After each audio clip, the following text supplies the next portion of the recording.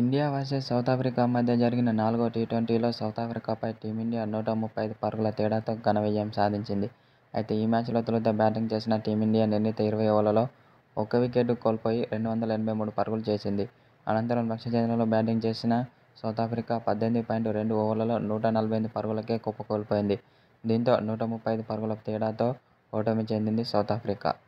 అయితే అనంతరం టీమిండియా ఆటగాళ్లపై కీలక వ్యాఖ్యలు చేసిన సౌతాఫ్రికా కెప్టెన్ మార్కరమ్. అయితే ఈ మ్యాచ్లో టీమిండియా ఆటగాళ్లు చాలా అద్భుతంగా రాణించారు. బ్యాటింగ్లోనూ అలాగే బౌలింగ్లో చాలా అద్భుతంగా రాణించి టీమిండియా విజయంలో కీలక పాత్ర పోషించారని టీమిండియా ఆటగాళ్లపై ప్రశంసల వర్షం కురిపించాడు.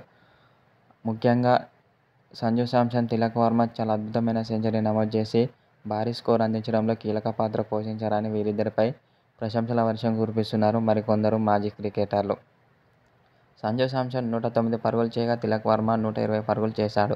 ఒక విధంగా చెప్పాలంటే వీరిద్దరూ సౌతాఫ్రికా బౌలర్లకు చుక్కలు చూపించారనే చెప్పాలి.